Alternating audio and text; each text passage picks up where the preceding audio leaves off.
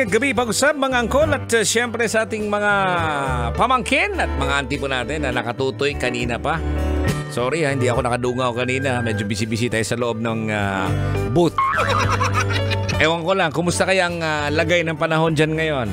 May konting ambon na ba sa inyo? Nakita ko lang yung meron kasi akong app dito na makikita mo yung weather, kung umaambon, may kidlat. Pero madalas hindi siya nagsasabi ng totoo. Parang si Matthew din. Hindi nagsasabi ng totoo. Yung mga sinasabi niya, minsan hindi ako maniniwala eh. Oo, shout out kay Matthew. Kumusta naman po mga angkol?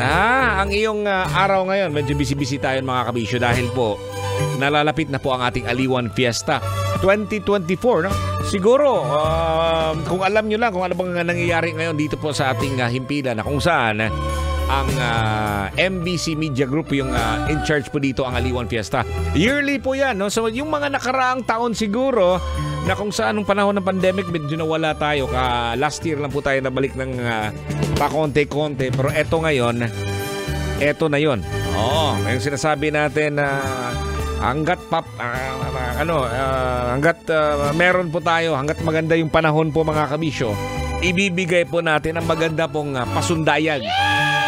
Ibig sabihin, yung show po, no? At yun nga, hoping din na hindi masyadong malakas yung ulan kasi expected na po yan mga kabisyo. Tag-ulan talaga.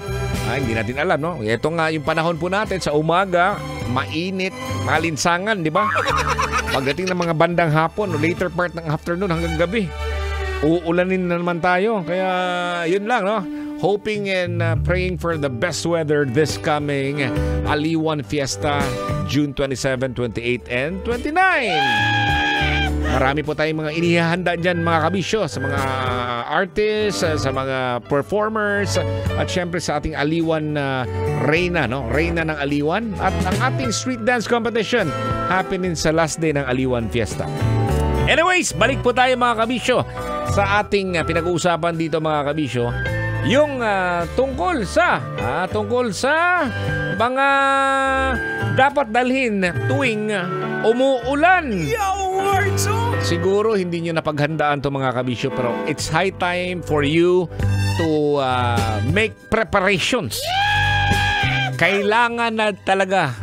Yung sabi ko nga kanina, siguro nung tag-init, yung tag-init siguro, yung sinasabi natin, okay lang yung magdala tayo ng payong. Pero ngayon siguro, may payong siguro at may kapote po. At least kahit paano pinaghanda. Kung meron po kayong dalang shoe cover siguro, no, na nabibili po online, baka meron din kayong available na para hindi naman tayo mababasa sa ulan. Lalo-lalo na yung mga dumadaan po sa baha. Nako, kailangan po natin yan paghandaan po mga kabisyo. Alam mo kung bakit paghandaan? Dahil yun nga yung kalusugan po ng tao. Siguro naalala po pa nung nag-aaral ka, laging sinasabi po ng mga magulang, lalong-lalo na kay nanay, sabi niya na, Dong, dala ba yaning payong dong ha? Kay basin o niyag muuwan. Basing muulan, baka umulan daw, dalhin yung payong.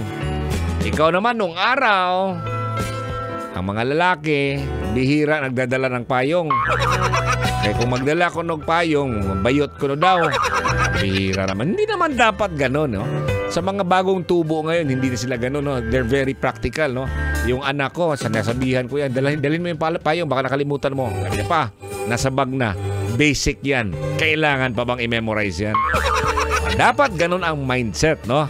Para sa kaligtasan at saka kalusugan. Pero nung araw, hindi eh.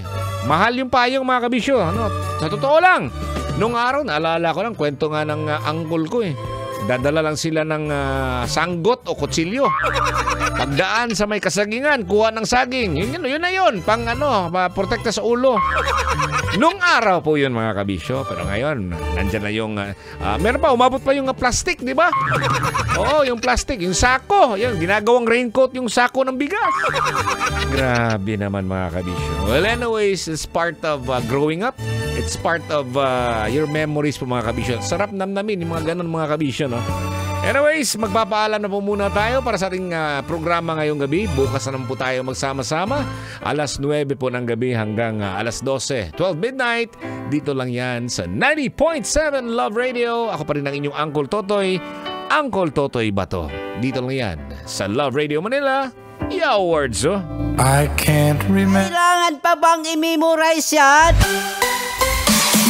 Love Radio. Basic!